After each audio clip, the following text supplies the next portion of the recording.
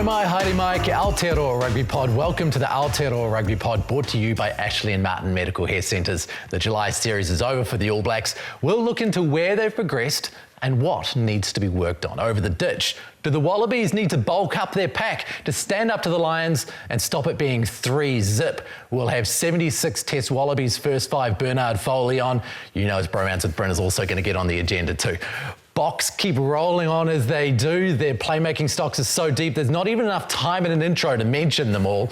We have another Rugby Ready giveaway for a month of free training with All Blacks guru and Dr. Nick Gill's team. We'll also have your emails and comments, as well as all of the in-depth analysis you've come to expect from James Parsons and Bryn Hall. And Jipper, the shorts are back. Oh, come on. Shorts are back, Can we get a zoom in? Popular, please. Popular demand. Zoom on them. I was even hit up on the in the old Koru lounge. Yeah, right, there they are. And I was wearing pants again, and one of our loyal listeners or viewers said, mate, there's a problem here. Every time I'm seeing you in pants, so you need to bring back the shorts. Yeah. There's a few questions if I'm a pretender or not, so I brought them out specifically for today. Yeah, they look good. Duplessis Karifi style. Oh, they are. They absolutely are. Yeah. They absolutely are. Yeah, I thought it was Jonah for a second. And Here I was thinking I was getting hit up for a bit of rugby chat. No. Jeans on. You're not the man we've come to know and love, I reckon. Tight jeans, though. Yeah, tight jeans. He still would have been able to see. Always tight. Fair enough. What a way to start the show. Yeah, absolutely. Bryn's more of a baggy pants kind of guy, aren't you? Oh, You're a bit more. Unfortunately, Ross, you've seen my legs, unfortunately, so they're probably just not to the girth or, the thickness of one James Parsons. So I'll be keeping the track pants on for and actually socks up high to cover the calves as well. Yeah, good call. Good call. Compression all through the week. Absolutely. I'm even wearing skins right now underneath, so it just shows. True professional. Yeah, true professional. Yeah. Warmth. Cold here in Auckland, Ross. Yeah, cold. This morning it was very cold. Yeah, it was. It was very cold. Wins and losses this week for the All Blacks. It was an interesting final test, far from perfect, but also considering the changes that were late, to some degree expected when you change a team to that degree? Look, I think we probably don't want to use this as an excuse, but Jipper and I know it's pretty hard when you are getting those kind of late call-ups, and it seemed like there was every call-up within the last 3 days to the test with people coming in and out. So, yeah, I think the way they were able to get, if you probably thought at the start of the season, especially the series, would we want 3-0? Yep, we want 3-0. And we've had guys like Duplessis Karifi, Fabian Holland, Ollie Norris, Billy Proctor, guys that have come in and probably haven't played a lot of test matches, getting that experience, and more so that third test match. A lot of guys, a lot of changes. The things that I really enjoyed about them, look, we can't underestimate they got held up 4 times. So the scoreboard could have been a little bit different if that was the case. Paddy Tupelo also goes really close. So if you're thinking around five opportunities, let's take 2 of those. Probably 14 or 12 points. That ends up probably being a little bit more comfortable. And I think Jason Wright did talk about the scrum being a big weapon that they wanted to use this weekend, and they were able to get 3 penalties in that second half with George Bauer and even the group that was there for the start. So you're talking around the improvements that they wanted to see. They got that in the scrum. And then I think also the attacking kicks. Like you look at Cortez and our teamers, try assist for Will Jordan, seeing that space, and Jip, we probably touched on it as well in terms of the 14 in the line that the French probably held, wanting to be able to, they made over 300 tackles, but there was obviously an intent to be able to get more players in the line to try and stop the All Blacks. So, yeah, and I think also, ARP and Brody McAllister's try, the actual attacking phase shape that we've seen throughout this test series, they are being able to pull trigger and marrying up that kind of combativeness of our forward pack, but then also when backs are pulling trigger, they're able to score tries with, Brody McAllister going through for that try with Geordie Barrett, and the first try with Anton Leonard-Brown scoring off 17 phases as well. Well, that'll take us to the Ashley and Martin turning point. I suppose in previous years, the All Blacks have fallen away under pressure. We've seen Argentina, home and away. We've seen all of those things. Is that the big turning point we're seeing through this July series? I'm really positive about the back of this series, purely because obviously there's the big win in the second test, but tests 1 and 3 didn't go all our way. But I think in terms of the growth of the leadership group on the field and dealing with that pressure, I never felt like we weren't going to win the games, whereas previously when you get behind by that sort of margin, you start going, we've got to chase the scoreboard a bit, push. But it just felt like there was a real composed group. It didn't matter who was on. A number of changes on the weekend, and it was a perfect storm in a way, because they gave a lot of players opportunity. Then there was injuries to probably the players that were the solid grounding, and it changed the dynamic throughout the whole week. So it would have been disruptive. And I just think the way when the game was in the balance, and I think Artie's turnover is a really good example, is having the knowledge and belief that you're accurate in that area to get, because I think that overthrow could have led to another try and then it would have changed things, but the leaders really stood up for me, and I think that's been a massive tick for them in this 3-test series, and a massive tick for their confidence that no matter the scoreboard or the scoreboard pressure, they've found ways to get out of it, and they've done it convincingly to me. So we've had a whole bunch of emails come through over the last week, and one that kind of resonated with me because when I was watching the game on the weekend, I was thinking exactly this. It came from Jimmy Mitchell. Aside from the errors and penalties within their own half, which gave the French opportunities and momentum, why is it the All Blacks don't have the technique to score with pick and go from 5 metres out, Jipper? Why is it that, obviously the French were in that line and were more than happy just to hold them up? Why was it that they couldn't create something different that allowed that ball to get put down over the line? Yeah, I think it's more about the tactics of the French as well. You know, like they were sort of passive in defence and almost wanting them to come forward hard. You know, even Sammy Penny, Finau's one, like he couldn't get any lower. Yeah. You know, and they get their body. So I think it's more of a credit to the French and the tactics. And we've spoken about this before. You know, in the Northern Hemisphere in particular, you see a lot more dropouts because of that, I suppose, less aggressive line speed close to the line, because you know you can sort of get them across it and then you get that dropout. So I don't think it's anything drastic. Yes, there's 4 on one game, but you know we've also had 2 tests before that which we haven't seen it. And you know you use Tupavai's try in Wellington, boom, hard line. Like they've got the skill set and ability to do it. So I think it's a little bit of an anomaly in a night where the French did really well and really accurate versus. Yeah, I suppose it becoming a trend for the All Blacks. You know, having that 14 person on the line, it's just a lot harder to be able to try and attack that. And I think especially with probably the changes that were made in crucial positions, like you're thinking 9, 10, 12, 13 fullback, you know, those are some pretty pivotal positions around distribution, game decision-making, understanding and being able to have that cohesiveness, which we probably saw in the first 2 test matches, but adjusting on the run and being able to change to the certain styles that we are getting, like I said around the test in Dunedin, more so Wellington was not as dewy as it was in Hamilton, but Hamilton looked like it was wet and the All Blacks had to change their game plan. I thought they did that pretty well considering there was 14 players in the line and they probably could have been a little bit better around their kicking and attacking kicks. It's also understanding like timing in the game, like it is a game of chess, and if you look at Brodie McAllister's try, it's actually going through them early and being direct that commits all those defenders to create the time and space for Geordie to go through. So it's, you know, you're always sort of plying away to that moment and relying on the player that is Geordie Barrett in this case to pull trigger when it's most on. You know, you even look at the ball of Karifi, like he gets absolutely smoked. Like that is perfect timing in terms of drawing all that defence out to create the space to get the fend, and then Geordie does what Geordie does. But if you look at their stats, like I know I've gone a lot about their attacking stats, and it's going to be hard to ever match Wellington. Like that was an absolute clinic, but still really strong. Gain line 65% of the time, 33% dominant carries, which, as we said, we use the marker of the best in Super Rugby with the Chiefs at 36, so 33%. Test match footy, it's not too bad. For instance, the Lions, I think, were 24% and Australia 19%, so just to give context. And then 63% lightning quick ball. But where they probably just didn't get their momentum, they had 5 breakdown turnovers. So just that disconnect, when there was a good carry, there was a separation with that clean, and it didn't allow them to have that all their own way. And I think that extra defender in the line, you know, in terms of adjusting on the run, they did that eventually by, you know, the kick for Will Jordan, but that 14th person actually allowed a little bit more disruption and probably not the 50% dominant carries that they'd got the week previous. So it was a good adjustment by the French. But as I said, I just think, man, they were put under pressure, it wasn't going their way, and they found a way. And I think that's the most exciting for me, is it's just that All Black mindset or that All Black aura of old. I'm not saying it's back, I will pump my own brakes here, but I'm really excited by the maturity and the composure that they showed when it wasn't all going their way. And I think the bench has been a massive part for the first 3 test matches, and I think it was probably one thing we looked at last year, and I don't know what the stat was around how many points they scored in that last 20 minutes, but we've been able to get some pay out of that, whether that's through points. As the example on the weekend, you look at the scrum penalties, I think there was 3 in that second half, and being able to, when the game's nice and tight, to have your set piece to come to the party, more so the scrum. Now, I know the line-out probably in the second half, we did get it right probably in the back end of it, but that's probably a little bit of a work on if we're talking around set piece and being able to get the percentage up. But the scrum, in terms of having that set piece and knowing that we can go to that to be able to win test matches, it was really pleasing, because I think Jason Wright said at the start of the week that was one area that they felt they weren't able to get dominance, and they definitely got that in that 3rd test match. Let's talk about that line out then, because there was a few and you felt bad for Brodie McAllister in his first time up.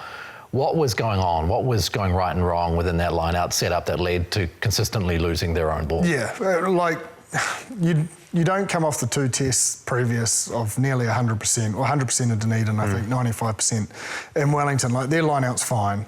Again, it's changes, so you got to think that group of the first 2 tests probably had so many reps leading into it. You get all those changes, and then late changes, line-out calls, you're in different positions. I'm not saying that that's an excuse, but it does play a part. And it wasn't all on Brodie. You can see there was confusion between jumper and lifter. I think, again, I seem to be using this word a lot tonight, I feel like it's more of an anomaly. They came right, there'd be nerves involved as well.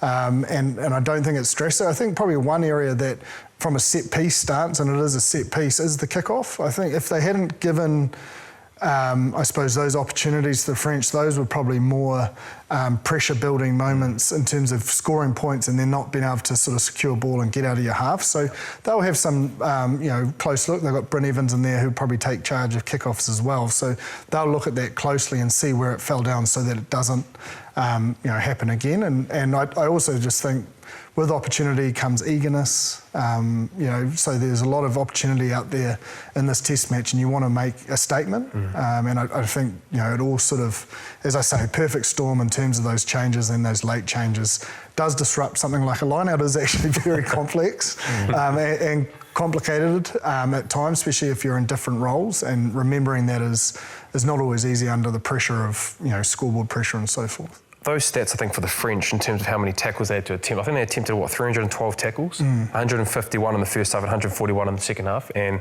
had 297 tackles made. You're talking around a group, it's their last test match, they've had a long season, to be able to put in numbers like that, and to be pretty close, I thought. Maybe that last 15 minutes, it kind of went away with them, but they were leading 10-0. So, I think for that group, in terms of what they brought down here, they probably got what they wanted out of it. They would have loved to have won a test match or a test match series, but the group of players that they brought down here to get that experience in a quadrant like in New Zealand, I think leaving on that front was actually really impressive in terms of what they were able to do in that last test match. One of the explainers who were asked for came through actually the Sky customer service team. It wasn't an email through, but I got that passed on. When there are late withdrawals, do players swap jerseys? How does it work?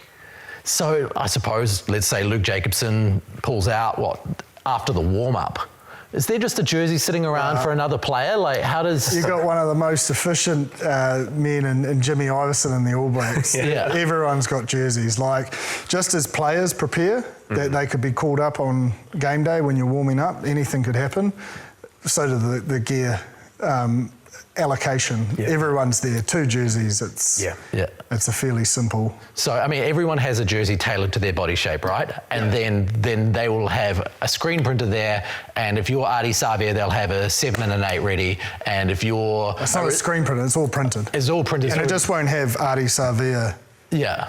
Because you don't know if they're going to get a cap, so that can get put on afterwards. It'll just be a plain. So if you're warming up, if you're the people that are warming up and you're not actually in the 23, but let's say that you're going to be, if there is an injury, the next person, Christian Leo would have. He would have had his jersey and everything would have been there like he was playing. Just probably just the doesn't have his embroidery. Yeah, the embroidery would be the only thing that they'd have to alter post the game. But everything's sort of there. If you're warming up, everything's there for you, like you would if you're playing. So if it was Bryn Hall, you'd have a 9 and a 20 sitting around, ready to go. Your size, everything your size. It's like you're playing. You turn up there and everything's there for you in terms of what your playing kit would be if you were starting or coming off the bench. So it's pretty seamless. 21 actually wouldn't give you a 20. 21. You're filling in there. No, he's got over the jackal. tackle. I think now I think of it, they may have the name on it because all the bench jerseys have the name, but they won't have your test cap because you don't necessarily get on. Right, okay. But all the starting have your name and your test cap. Okay. Yeah, because if it's already your size, it's likely to already have that. Yeah, so it might have the name on it. Yeah. And yeah, there you go. It's a very efficient machine. Yeah. That's a good question, though. How does it all work? The other question that we got through was from Nathan Cassidy, and please send us through your questions to aotearoa@sky.co.nz. Apologies, we had some email issues during the week, but it's up and running again. So if you sent anything from Tuesday through Thursday, that's why we didn't reply, because it just wasn't straight working. But he says, I understand why Dalton Papali'i's try couldn't be given, as there was no clear vision of the grounding.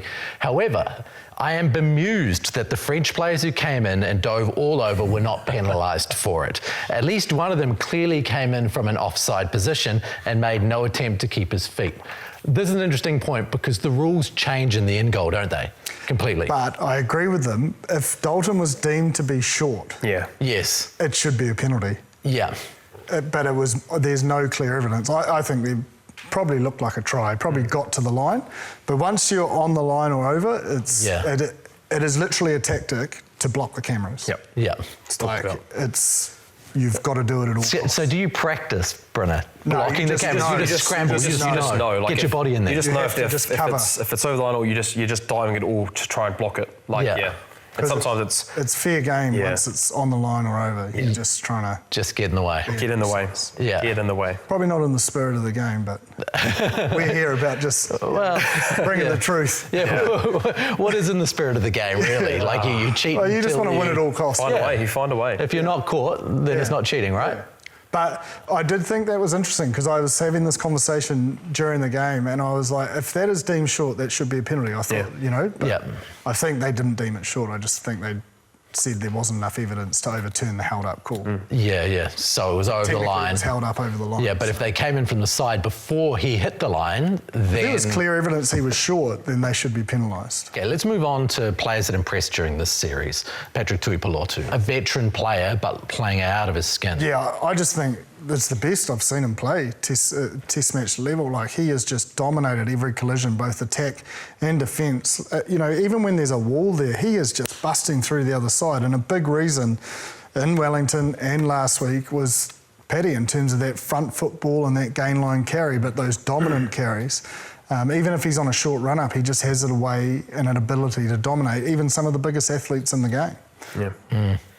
Look, I think also like Fabian Holland, like for a guy that's played 3 test matches, 80 minutes, pretty much seems like he's not playing at his age with the trust that they can have to be able to have him being able to play 3 test matches at 80 minutes. So look, I think Gibson's got some pretty good stats along with Duplessis Creefy on the weekend, but all the little stuff that you don't see, which we love to see, he does that consistently. So that's one of the reasons why he's been selected. You talk around with what Razor, Jason Ryan, and how they describe him. It's all those little things, and which I think is perfect for test match footy. And I've also just really enjoyed the new players that have come in that haven't played a lot. Your Ollie Norrises that played really well for 2 test matches. You've obviously talked around Billy Proctor, who had a better second test match. Even Rico Ioane, I think when he did play on the wing, was a lot better in terms of that second test match. So I just think the guys that haven't played a lot of minutes have done really, really well. And so that comes back to, I guess, the team and how the All Blacks and the coaches have kind of prepared these boys to be able to come in, and especially in big test matches and big moments, and also in the second half of a couple of test matches, they've done really, really well. So, but you're probably going a little bit with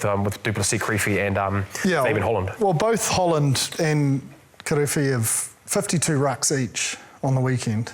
So each, not combined. So where is that in comparison to what is normally a good stat for a ruck hit? Like high 30s is a really good shift. If you've got, double-digit carries, double-digit tackles with high 30 rucks, that's an outstanding game. That's sort of probably your Brodie Retallick average. Yeah. So what counts as hitting a ruck? I'll go through it. Yeah. So Fabian had 52 rucks, 44 of them were on attack. Yeah. 41 of them, he was either first or second arriving player.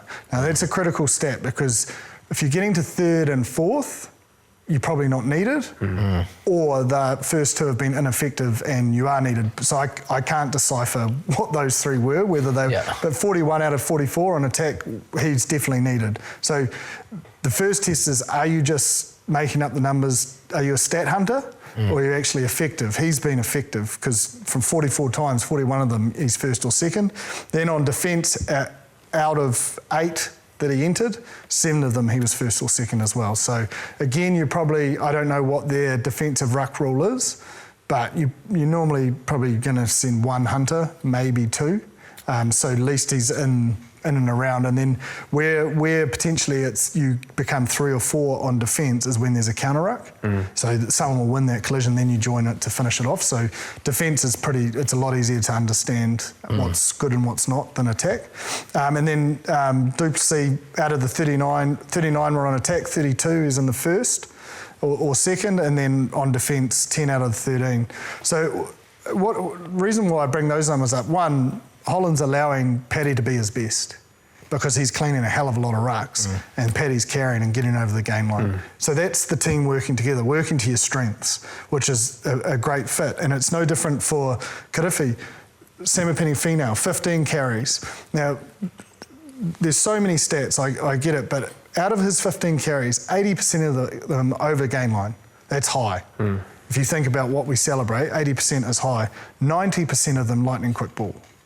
So again, Kirifi's hitting the rucks. Samipeni Finau's got energy in his legs to be dynamic, sharp ball carrier, get over lane, quick ball. So you talk about putting all the pieces of puzzles together. It was actually a really good series in terms of playing to each individual strength. Then Bryn's saying, making substitutions at the right time and what impact these substitutions. There's a lot to like. There's a lot of positive energy towards, what the All Blacks have done. And it'd be easy to say, oh yeah, it's France's B team, whatever. You still got to turn up, and they're still quality players. It's not just a walkover and it's test match footy. I think that they can really leave this series with a lot of confidence going into the Rugby Championship because of performances like that, working to individual strength for the team. And I think just lastly on that, that's the difference, I think, why we've seen better attack from the All Blacks 100%. This year. So when you've got those kind of numbers that people are consistently over the advantage line, then that's when you're able to swing. And that's why we've seen so many of the phase player strikes and the backs being able to work in tandem, is because we've been over the advantage line. And so, obviously it is the French and it's probably a second string French team, but they're still very big men. They've got a very good defensive coach in terms of what their tackle technique is and how they try and slow down the ball. Arguably the world's best defensive coach. So it's not like, no disrespect, it's not like a Georgia or an Italians that like our South African counterparts are playing at the moment. But in saying that, it's really good because it's a big area that we touched on and what we wanted to see with the All Blacks. We wanted to see them to be able to attack and not just be this kind of kicking base and building pressure through our kicking game, which with what we probably saw last year in the first June series against the English. So, some really, really good things, and I think, it's probably a good time that they were able to play this test match, iron out a few things, give some people some good opportunities, some meaningful test matches, some tight test matches, to then play the Argentinians in the first Rugby Championship, and then the South Africans, when they do come, they'll be better for it, definitely. Sorry, and this is obviously just on another topic. I thought, Ruben Love, considering that was his first match at fullback, had some really, really Love nice his confidence, don't you? You just get the sense he doesn't. Big occasion, first start. Pollock, has that feel, right? Just confident in his own abilities, which I think, at that kind of position, I think with the way it's that he not easy to do though at that level. And it's a lot harder than he makes look. And whether it's there's nerves inside, I'm sure there is, but just the way he gets the ball and he hits, he's decisive, very decisive. And just sort of asserts himself on the game. There was a lot to like with him. So, if a Will Jordan does get injured, I think having a Ruben Love, again, a little bit inexperienced, but I've really enjoyed, and I guess he brings that, you've always got to be on with him. If it's a counter-attack, even we saw a few times in that first probably 20 minutes, he just attacked and got the ball and got over the advantage line to then be able to get quick ball. He's got a very good kicking game as well, and you'd have to think the more time that he does spend in that All Black environment and playing meaningful test matches, we'll continue to keep seeing that Hurricanes version that we saw, that he was so potent in the back flicks and being able to bring his own flair. But I was really enjoyed it. It was a tidy start, I thought. His intent was really good, his decisiveness when he did carry, and then also his kicking game, he's got that in his attributes as well. We're seeing, I suppose, especially with Will Jordan and him, maybe the fullbacks asking a few more questions now, more ball in hand stuff, less just kick tennis. It almost looks like their first reaction is to hit the Jets. They almost catch and they hit the Jets to try and get to that halfway point, which is normally a measure of a good decision. And if you can get over that halfway or just short, then...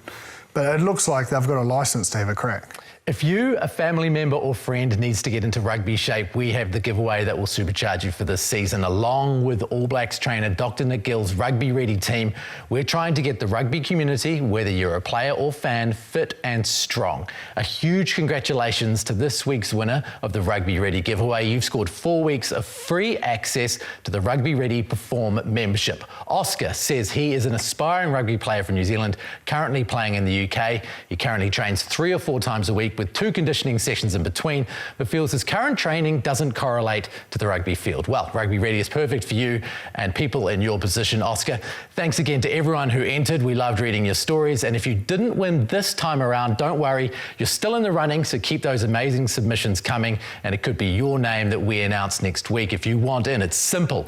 Just DM Rugby Ready on Instagram with the code ARP and tell them why you'd love to win. Each week, one winner will receive 4 weeks of free access to the Rugby Ready Perform membership with full access to all of Dr. Nick Gill's pre-season, in-season, off-season and specialty programs to help take your game to the next level. We'll be announcing a new winner every week right here. So get your message in and make it count. And of course, if you miss out, you can get 75% off memberships through ARP by going to the link or using the QR code below. As promised, we're welcoming a guest into the show today, 76 Test Wallaby Bernard Foley, also well known for the Kubota bromance with Bryn Hall. We've had some photos of you on the show along the way, mate.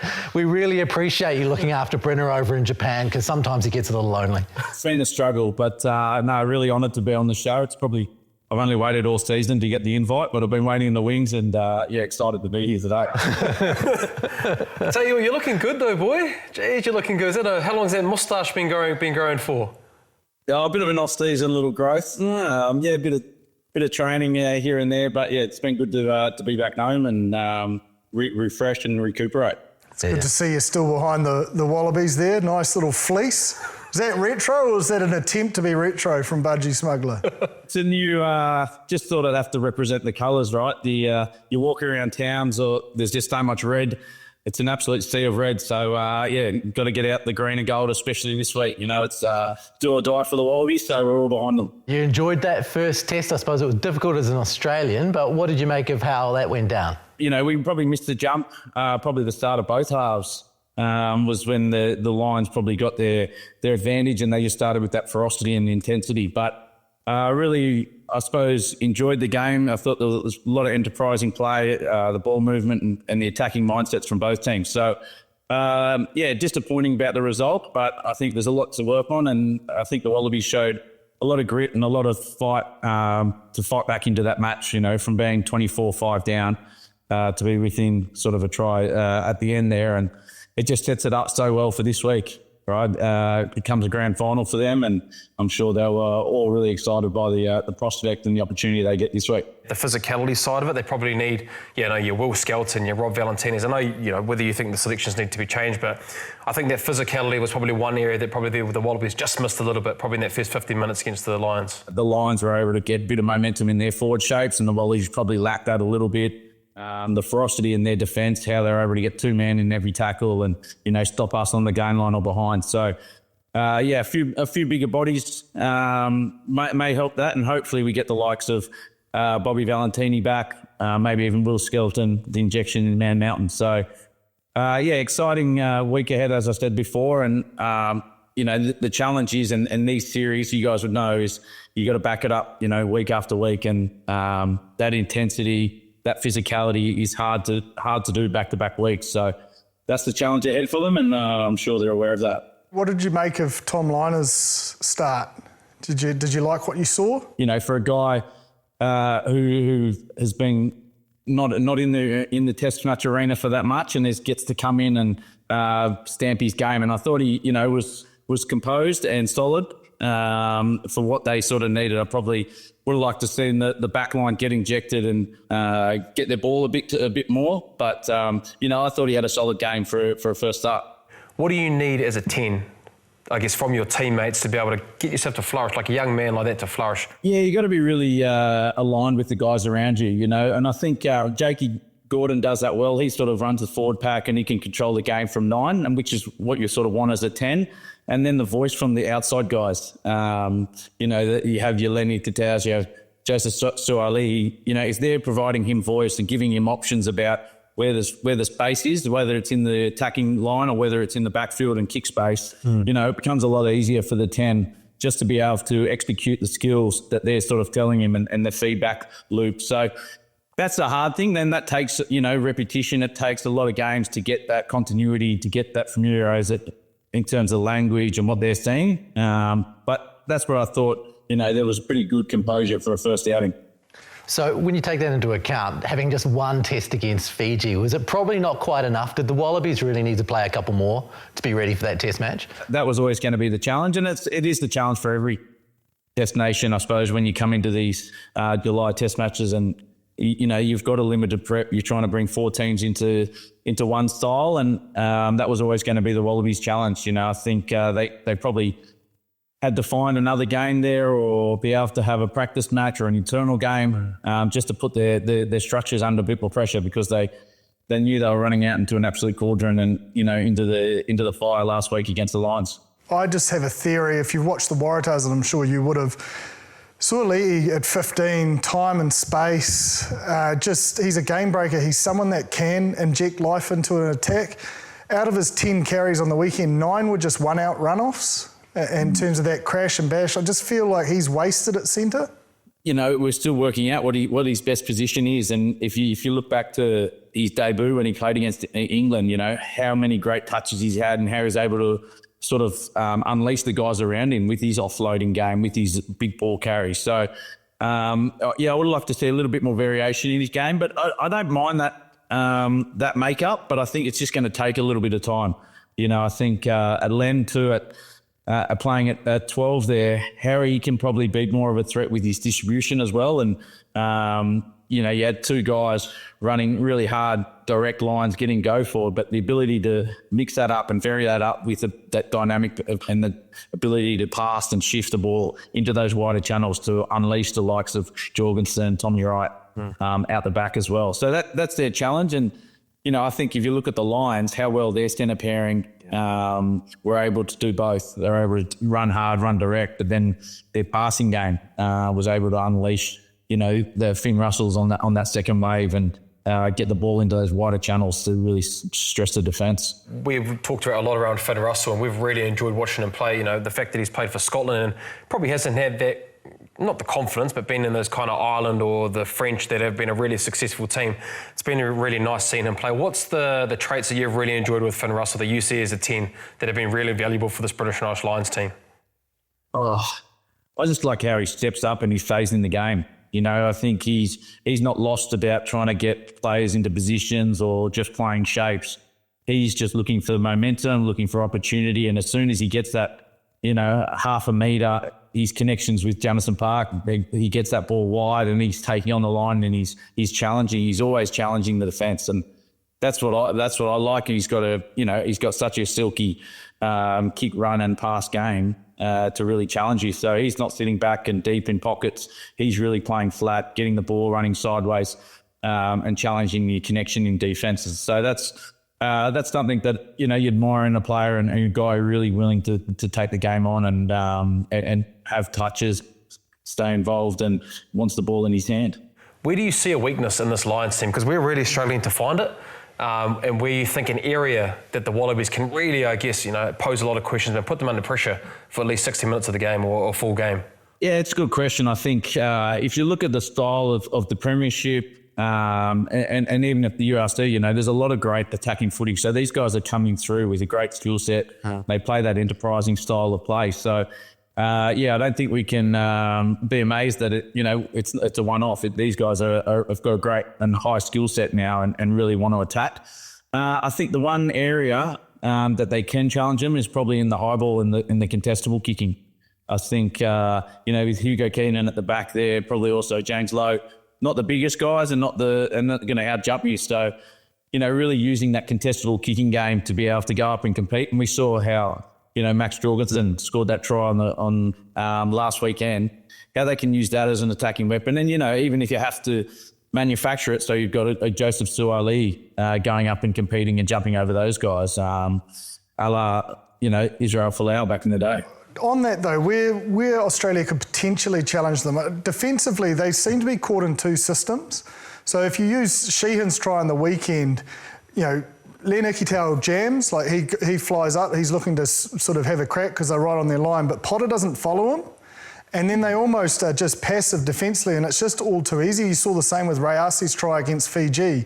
Do you think they only gave away 7 penalties? Can they probably just push the envelope a little bit more around that breakdown and with their line speed all going together to try and pressure Finn Russell and Tuipulotu so they can't just have it all their way with ball in hand? Yeah, I agree, right? I think the game in this tour that the defence really well travelled them was probably the Waratahs when they brought the most sort of line speed and put the line skill set under pressure and put their connections and their shapes under pressure. So I think one thing you can still do at that level is still go and pressure skill sets. I also think this week MCG, it's going to be pretty cold. It might be wet, right? It's going to be a lot of dew on the ground. So you've really got to go and pressure that skill set and see if they. There we go. We had a ball off. Yeah, the ultimate professional. I just catch it. Mate, last week we needed to give Jipper some counselling because Pollock didn't make the starting team or the bench for the Lions. Are you on the Pollock should be in that Lions team and maybe that could have made a difference against the Wallabies bench in the last 15 minutes, Brigade?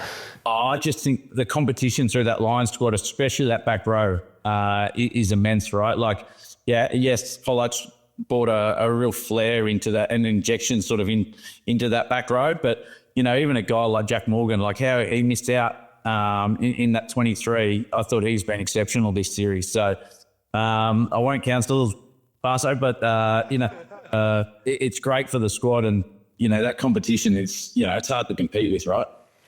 Can they do it, mate? Is there anything the Wallabies can do then? What can they do, mate? Of course. They would have, mate. Of course. As I said, they're 1 week away, to keep this series alive. I think it's they've experienced the cauldron, they've experienced the intensity as that this Lions series, and there's such a long build-up and preparation, right, that you're not sure what to expect, and then they've had it once. They're down at the MCG, an absolute cauldron of a rugby stadium. It's great to see rugby back there, and I think they just got to make it a scrap, just get involved in the battle and go and really take on the Lions, and anything can happen. But we're backing them. Keep the series alive. We get the Sydney 1-1. It's going to be a hell of a game.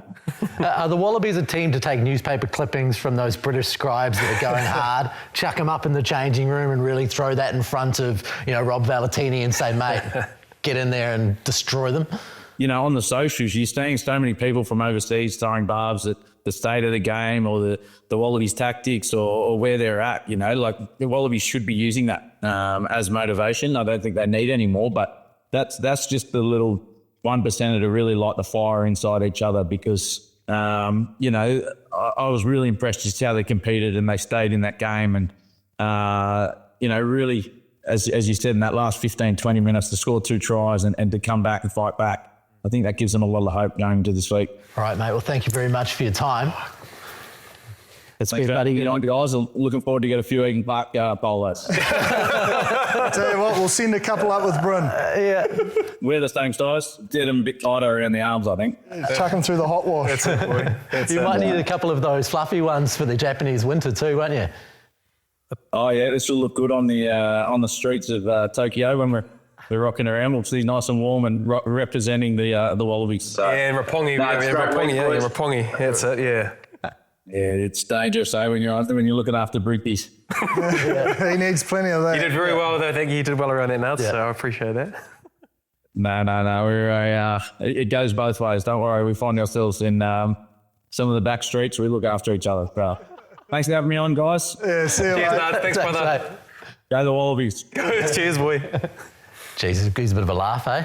Oh, he is, mate. He is. He's good entertainment. So hopefully, I talk about it a lot with you guys in terms of the entertainment factor when it comes to Bernard, and you saw a little bit of that in that interview. So thanks, Nards. Yeah. Really appreciate it, mate. Thanks for coming on the show. Yeah, you could see that instant connection, the bromance, the love in the eye. That's it, mate. Yeah. We've had a few questions come through this week, as we've said, and please send us an email at aotearoa@sky.co.nz. And one of the questions we had through was from an SK Okero. It says, can you explain your terminology for the rest of us who know them as fly halves when you call them first 5/8 and second 5/8? Why do New Zealanders use a different term for the position that Bernard Foley plays? Well, it's a pretty simple, clear thing. If you've got a halfback and a fullback, in New Zealand we make our way through the fractions in between. So if you have your fullback, then you get into your wing 3/4, your centre 3/4. What is the fraction between half and 3/4? It's 5/8. So you've got your first 5/8 and your second 5/8. And that is the logical progression of numbers. Told you, From one to the next. So that's why, in some ways, fly half or outside half don't make as much sense when you're referring to a fullback or come on board. This makes more mathematical sense. That is the reason. So that's some of your best stuff there, Rob. Glad that we cleared that up. That's some of your best stuff. It's further evidence. It's chess, not checkers. You really got to be on your game with rugby. You can't just can't have the base facts like rugby league. Yeah. Now the Springboks play chess as well as anyone, don't they? They use all sorts of different pieces. I can't name the chess pieces. I'm no good at chess. They got kings and rooks and whatever else is on the bloody board. But yes, this week we saw them up against the Georgians. Pretty good, Again, more changes in the squad, but goodness me, as far as the Springboks are concerned, those playmaking options, Jipper, are insane. We saw it again on the weekend. Just so many options. Yeah. I feel like every position's got so many options, but yeah, they've got a depth and confidence throughout their squad like no other at the moment. Like it doesn't matter who they seem to throw out, they can still deliver. I've tried to look at the game. I feel like, we're turning into a bit of a cheerleading squad for the Springboks. So I've tried to look for something new, something fresh to sort of look at them, and it's not a fault, but if you look at all the other international sides, their dominant tackle stats are much higher defensively than anyone else. They had 15% dominant tackles, which is really, really high. Like if you look at the British and Irish Lions, Wallabies and the All Blacks and the French on the weekend, you're looking at under 3%. So 15%, it's 5 times as much, the amount of dominant tackles. And they're not always 15%, but over these 3 tests, they've been between 10 and 15% of those dominant tackles. So it's, it's the basis of their game. The platform these game drivers are getting to play off is just immaculate. Like, if they don't get a turnover, the opposition's going back and they're not going to be able to kick on their terms. Like, Georgia had 14% lightning quick ball. like that is brutal, man. You cannot win any game of rugby. You can't even win club rugby at that. Their defensive effort was more impressive on the weekend for me. And just to change the scope, to answer your question, turnover ball, fatigue in the opposition just sets these game drivers up on attack. They're a street ahead already in terms of what the defensive pressure that the Springboks put on teams. I mean, it is hard to find a fault in them at the moment. It really is. I'm going to put a handbrake. Yes, pull it. Just a handbrake. Yes. Pull it hard. Just a little handbrake. Oh. Now, and this is look, we are the biggest cheerleaders in New Zealand for the South Africans, but you have to take We base it on fact, though. Yeah, we do, you're right, but to take into consideration, I think, the quality of teams they have been playing. Yes. We've got to ask that question, and then it's not, and we probably do question the French, but I'd probably say this French team would probably beat an Italian side and a Georgian team. Yeah. I think the level of competitiveness that they are playing, you are going to get stats like that. Now, are they going to be underdone going into the Rugby Championship with playing the teams of Georgia and the Italians of that kind of calibre? Now, I'm not too sure. I think the stats do show, and the way that they have played probably the last 12 months, it's probably not going to be a problem, but you might think here and there, we do look at probably... But they've smashed them. I know, but that's the only handbrake I do bring it is in terms of maybe the competitiveness of the teams that they are playing. They aren't your top tier 1 nations. No, they're not. But that's the only way that I could probably think around, it is a bit of a handbrake, the quality they have been playing. But look, we're going to find out pretty shortly and pretty soon if that's going to be a little bit underdone coming to the Rugby Championship. But correct me if I'm wrong, they do play the Australians twice. Yeah, they play the Australians first in up South Africa, in South Africa, and the Aussies are coming off a British and Irish Lions series. So these next 3 weeks, while everyone else is resting, they're in the middle of it. And what's more, they're probably building through the Lions series too there, because they didn't have a build up to the Lions series. So the Lions series, they're treating that almost like a build up to the Rugby Championship. Well, I think that's how the schedule's forward, right? In terms of that the Wallabies don't get that lead up to be able to play the British Irish Lions. Now, are they going to be underdone and not winning a Test series? We'll find out probably after the Melbourne Test match. But the level of competition they would have played, those 3 Test matches going into South Africa. Now, bar it is going to be in South Africa, but the level of team that they are playing, probably take away the All Blacks, they're probably the British Irish Lions. Those 2 teams at the moment in World Rugby, for right now, for the start of for the June series, are the pinnacle. Yeah. So I think to go over there, like, it's a very good dress rehearsal for them, and we'll soon find out if that dress rehearsal has been good enough for the Georgians and Italians. I'm not too sure.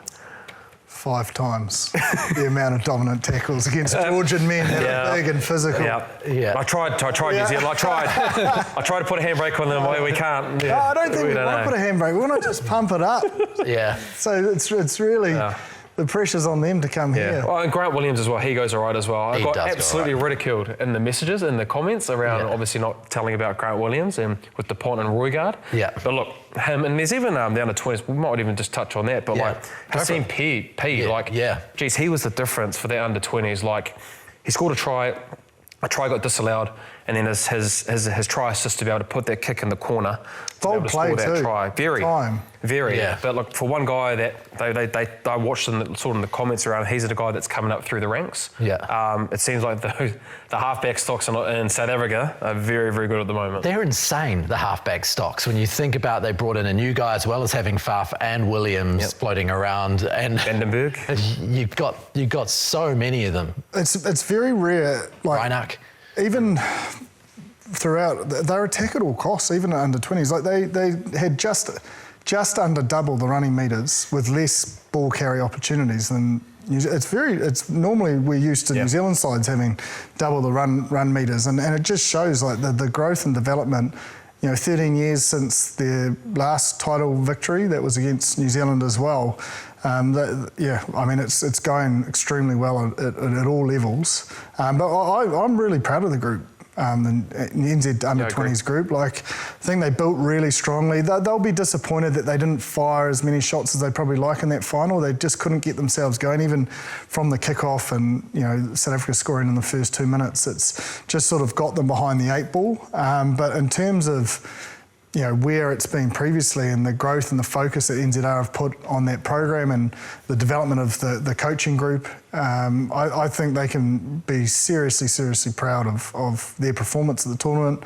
No doubt they will be gutted, but they're in the fight for the most part of the comp, but I just don't think they allowed themselves the ability to fire the shots they would have liked in the big dance. Yeah, and I think just to probably just finish up on that as well, like just the South African defence as well, Jip. Like, there was multiple times that the All Blacks, the under-20s were able to get close to the line, but they just weren't able to be able to score those points to maybe bring it a little bit tighter and put a bit more pressure on the South Africans. But I mean, look, some really good talent coming out. Mosisi Basin, I think, is a really good person that was really good for the tournament. Obviously, Dylan Pledger, and I think also Jack Wiseman. I reckon they played really, really well. So look, and I know the under-20s is kind of bringing the young talent through, but I think, it just shows that, if we can get very competitive like we were, not winning the final, but it's going to be good for us, I think, in the development for us for the next couple of years, if we continue to keep getting into finals and hopefully winning that under-20s championship. Tell you what, Wiseman, under the wing of David Havili, his game would, they've got a very similar game. He's a good ball player, he's good defensively, he's got the ability to utilise it off the boot. I was impressed with him in the Super under-20s, and he's extremely talented young man. Yeah, well, they've come a long way in a few years, haven't they? Because they were really struggling a few years ago. Like, the New Zealand under-20s were all over the place. Yeah, and the coaching group, like, you've got to credit, they won the Rugby Championship, the amount of work and time and effort they've put in to try and create those attack structures that we highlighted, around those swing structures. They, unfortunately couldn't get it going in the final, but, in terms of their ability to innovate and show, I suppose, a way of thinking, a way of seeing the game and being first is extremely exciting as well, because it is, it's a development grade. It's about developing everyone throughout that process, and I think that all those coaches will go on to bigger and better things, particularly around Super Rugby and other national teams. While we're talking about the development of young talent coming through, and Bryn touched on Grant Williams before, we had a lot of reaction in the comments section to can Roygard be Dupont. And one of the most interesting parts of that comment section was to some degree, the disrespect that was held around Dupont and the fact that he's only ever played 27 minutes of Test rugby in the Southern Hemisphere. 27 minutes. So his debut was against South Africa in Durban in 2017. He played 27 minutes and he hasn't come back since. And so there's a lot of people saying, well, prove it here. Prove it here. And Grant Williams is our guy and Roy Gard is your guy and come down here and show us. So there's something, and I'm not sure you've watched this show. I don't think he does. But please do. Please do come down. It was actually a really good point, Ross, when that actually came up, because, you don't think of that. Yeah. Especially with, winning, a couple of world titles, best player titles and for a couple of years. So you don't think that he hasn't been down even to Australia or anything like that. So there is merit, I guess, to be able to prove that you are the best in the world and being able to test yourself coming down to the Southern Hemisphere, because look, came Roy Gard in that one test match that he did against Dupont. Arguably, they do say that he played better with him in that match. That's... People can judge them how they want and have their own opinion around that. But yeah, I think it is interesting that Dupont hasn't been down here. So yeah, I still think, look, he is the best 9 in the world with his skill set and what he's been able to do for the French in the Six Nations and also at club level with Toulouse. But yeah, maybe that gap is a little bit closer with your likes of your Grant Williams and Cam Roy Gard if they can go up to the Northern Hemisphere and he's injury free and been able to have another crack against them. So yeah. And thank you for those comments. It was really, really good. Yeah, and obviously Gibson-Park. All of them were really Gibson good. Park, sorry. A number of people talk about Gibson-Park. Sorry.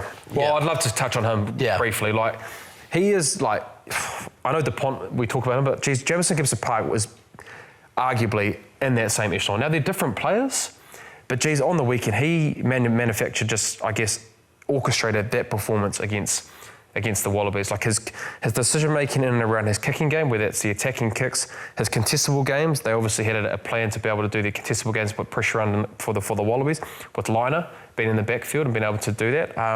And it's just situationally, like I don't know what try it was, but he gave a needle pass through to Jones and they score on the edge there, but he just picks the right option, and that's what's really good about Jamison. He's been doing it for a long time. He chooses the right decision at the right time, and it's a low percentage play. So that's a really good player when you're able to make the right decisions under the right circumstances in a really high pressure situation. So yeah, Jamison Gibson-Park, mate, I'm a massive fan of you as well. So yeah. So the eye of a needle, that's what a needle pass is. It's one that goes through a tiny hole. Pretty much. So like if you're passing the ball, if you're passing the ball from you, you're going between me and Jipper, and I think he actually hit Jones for that example that I'm using against the Lions. But again, just situationally, he makes the right decisions 9 times out of 10. And Ronan O'Gara and actually Dan Bigger, they talked about it in the post game around, and they actually said it pre-game around the 9 and 10 spine being a big part of the big difference in that Test series, and we probably saw that in the first one against the Wallabies. Well, especially because the other 9 and 10 combinations never played together before. It's quite a... it's not just played together. Like, Finn Russell and Jamison haven't played together, but they've played a lot of test matches on their own their own side. And I think that's the difference. Like, because they've played so many test matches, the best players in the world, it's almost like everything's in slow motion. So a needle pass to Jamison Gibson-Park, he can just see it. But a needle pass to a Tate McDermott it may be on, but he can't, because there's so much going. Because of that experience, it's like as you move through the grades, like you think club rugby's fast, then you go to NPC, you think NPC's fast, then you go to Super, and then when you actually go back down, you're like, oh, it's actually quite slow. So, and because he's had so many years of top flight performances, Jamison just looks at home now, international footy. It's impressive. I just had a vision of you throwing a needle pass in club footy. Tell you what, throw a good needle pass off the back. You remember when hookers used to do the big loop around? Yeah. Throw a little needle. Yeah. Left to right, right to left. Right to left, Perfect, both. Yeah. Both. I never want to catch his needle passes. You need to put your hands in ice afterwards. Bullets. Absolute bullets, yeah. Well, that is our show for today. Thank you very much for joining us once again. Thank you to Ashley and Martin Medical Hair Centres for looking after us on the show. Thanks to everyone who helps put it together. And thank you for being involved and sending through all of your emails. We can't get to all of them. We will go through more of them next week. And we look forward to seeing you then after another British and Irish Lions test, and hopefully plenty to break down from that. So we'll catch you all next week. Mā te wā.